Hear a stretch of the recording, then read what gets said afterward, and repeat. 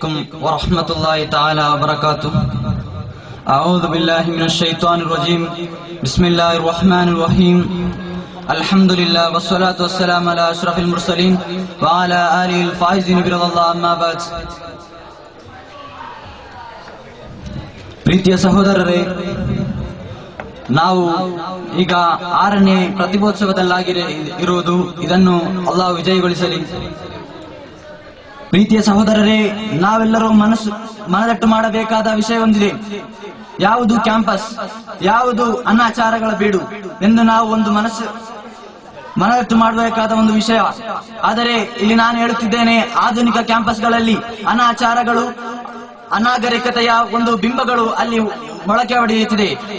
ಯಾವ ರೀತಿ ಮಳೆಗಾಲದಲ್ಲಿ ಅಣಬೆಗಳು ಹುಟ್ಟುವಂತೆ ಆ ಕ್ಯಾಂಪಸ್ಗಳಲ್ಲಿ ಸಮಸ್ಯೆಗಳು ತಲೆದೋರುತ್ತಿದೆ. ಮುಸ್ಲಿಂ ವಿದ್ಯಾರ್ಥಿಗಳು ಅಲ್ಲಿ ಕಲಿಯುವಾಗ ಅವರಿಗೆ ನಮಾಜ್ ಇಲ್ಲ, ಅವರು ಅನೇಕಾರು ನಷ್ಟಗಳನ್ನು ಅಲ್ಲಿ ಅನುಭವಿಸುತ್ತಿದ್ದಾರೆ.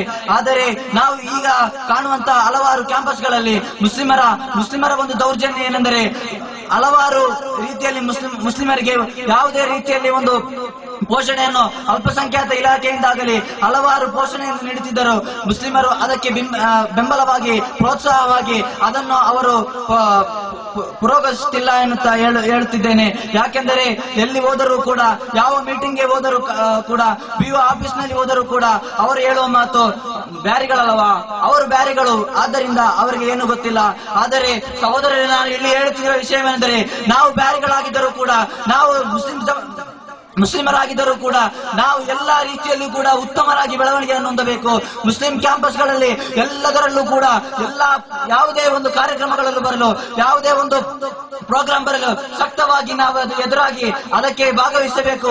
ಪ್ರೀತಿಯ ಸಹೋದರರೇ, ನಾನಿಲ್ಲಿ ಹೇಳುತ್ತಿರುವ ಮಾತೆಂದರೆ, ಯಾವುದೇ ಒಂದು ಜಾಗತಿಕ ಮಟ್ಟದಲ್ಲಿ ನೋಡಬೇಕಾದರೆ ಭಾರತವು ಬಡವ ಬಲ್ಲಿದರಿಂದ ಕೂಡಿದ ಶ್ರೀಮಂತ ರಾಷ್ಟ್ರವಾಗಿದೆ. ಇಲ್ಲಿ ಹಲವಾರು ಜಾತಿ ಪಂಗಡಗಳಿದ್ದರೂ ಕೂಡ, ಕ್ರೈಸ್ತ, ಸಿಖ್ಖರು, ಮುಸ್ಲಿಮರು, ಹಿಂದೂಗಳು, ಹಲವಾರು ಪಂಗಡಗಳಿದ್ದರೂ ಕೂಡ ನಮ್ಮ ಈ ಮುಸ್ಲಿಮರು ಮೇಲಕ್ಕೆ ಬರುತ್ತಿಲ್ಲ. ಜನಸಂಖ್ಯೆ ಜಾಸ್ತಿ ಇದ್ದರೆ ಸಾಲದು, ಅವರಿಗೆ ಬೇಕಾದ ಸೌಲಭ್ಯಗಳಿದ್ದರೆ ಸಾಲದು. ಅದನ್ನು ಉಪಯೋಗಿಸುವತ್ತ ಮುಸ್ಲಿಂ ಕ್ಯಾಂಪಸ್ಗಳಲ್ಲಿ ಅದನ್ನು ಉಪಯೋಗಿಸುತ್ತಾ ಮುಸ್ಲಿಂ ವಿದ್ಯಾರ್ಥಿಗಳು ಸಾಗಬೇಕು ಎನ್ನುತ್ತಾ, ಪ್ರೀತಿಯ ಸಹೋದರರೇ, ಟಿಪ್ಪು ಸುಲ್ತಾನ್ ರವರು ಮುಸ್ಲಿಮರಲ್ಲವೇ? ಅವರು ವೀರರಲ್ಲವೇ? ಅವರು ಮಾಡಿದ ಸಾಧನೆಗಳೆಷ್ಟು? ಅವರನ್ನೀಗ ಹೆಗ್ಗಳಿಕೆಯಿಂದ ಅವರ ವಿಶ್ವವಿದ್ಯಾಲಯ ಬೇಕು ಎನ್ನುತ್ತಾ ಈಗ ಕರ್ನಾಟಕದಲ್ಲಿ ಹಲವಾರು ಪ್ರತಿಭಟನೆಗಳು ನಡೆದವು. ಆದರೆ ನಾವು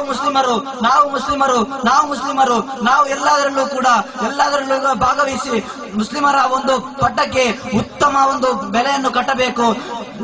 ನಬಿ ಸಲ್ಲಲ್ಲಾಹು ಅಲೈಹಿ ವಸಲ್ಲಂ ಹೇಳಿದರು, ನೀವು ಯಾವುದೇ ಒಂದು ವಿಭಾಗದಲ್ಲಿ ನೀವು ಉತ್ತಮ ಒಂದು ದರ್ಜೆಯಲ್ಲಿರಬೇಕು. ಅದಕ್ಕೆ ನಬಿ ಸಲ್ಲಲ್ಲಾಹು ಅಲೈಹಿ ವಸಲ್ಲಮರ ಪವಿತ್ರ ಇಸ್ಲಾಂ ಧರ್ಮ ಒಳ್ಳೆಯ ಒಂದು ಸ್ಥಾನವನ್ನು ಕಲ್ಪಿಸಿಕೊಟ್ಟಿದೆ. ಯಾವುದರಲ್ಲಿ ಕೊಟ್ಟಲಿಲ್ಲ. ಎಲ್ಲ ವಿಭಾಗದಲ್ಲಿಯೂ ಕೂಡ ಇಸ್ಲಾಂ ಎಲ್ಲ ವಿಭಾಗದಲ್ಲಿಯೂ ಕೂಡ ಅವರಿಗೆ ಉತ್ತಮ ದರ್ಜೆಯನ್ನು ನೀಡಿದೆ. ಹಲವಾರು ಕ್ಯಾಂಪಸ್ಗಳಲ್ಲಿ ನಮಾಜನ್ನು ಮಾಡುತ್ತಿಲ್ಲ. ಏನು ನಮಾಜನ್ನು ಮಾಡುತ್ತಿದ್ದಕ್ಕೆ ಕಾರಣ, ಹಲವಾರು ಮತೀಯ ಪಂಗಡದವರಿಗೆ ಒಟ್ಟಿಗೆ ಕೂಡಿಕೊಂಡು ಅವರೊಂದಿಗೆ ಲಾರಿಯಲ್ಲಿ ಕೂಡಿಕೊಂಡು ಅವರೊಂದಿಗೆ ಇಸ್ಪೀಟ್ ಆಡುತ್ತಾ ಕಳೆಯುವ ಎಷ್ಟೋ ಕ್ಯಾಂಪಸ್ ನಲ್ಲಿ ಎಷ್ಟೋ ಮುಸ್ಲಿಮರಿದ್ದಾರೆ. ಅವರಿಗೆಲ್ಲರಿಗೂ ಹೇಳುತ್ತಿರುವ ವಿಷಯವೇನೆಂದರೆ, ನೀವು ನಮಾಜನ್ನು ಬಿಡಬೇಡಿರಿ. ನೀವು ರಾತ್ರಿ ಮಲಗುವಾಗ ನಬಿ ಸಲ್ಲಲ್ಲಾಹು ಅಲೈಹಿ ವಸಲ್ಲಮರ ಆ ರೌದಾ ಶರೀಫ್ನ ಒಂದು ನಿಮ್ಮ ಕಣ್ಣಿನ ಮುಂಭಾಗೆ ತೆಗೆದುಕೊಂಡು ಬನ್ನಿರಿ. ನಿಮ್ಮ ಮನಸ್ಸಿನಲ್ಲಿ ಆ ನಬಿ ಸಲ್ಲಲ್ಲಾಹು ಅಲೈಹಿ ವಸಲ್ಲಮರ ಜಯ ಗೀತೆಯನ್ನು ಆಳವಾಗಿ ನೀವು ಇಟ್ಟುಕೊಳ್ಳಿರಿ ಎನ್ನುತ್ತಾ ಟಿಪ್ಪು ಸುಲ್ತಾನ್ ರವರು ಹೇಳಿದರು, ನೀವು 100 ದಿನ ಇಲಿಯಾಗಿ ಬಾಳುವುದಕ್ಕಿಂತ 3 ದಿನ ಹುಲಿಯಾಗಿ ಬಾಳು ಎನ್ನುವ ಟಿಪ್ಪು ಸುಲ್ತಾನ್ ರ ಮಾತಿಗೆ ಟಿಪ್ಪು ಹೊಡೆಯುತ್ತಾ ನನ್ನ ಮಾತಿಗೆ ವಿರಾಮ.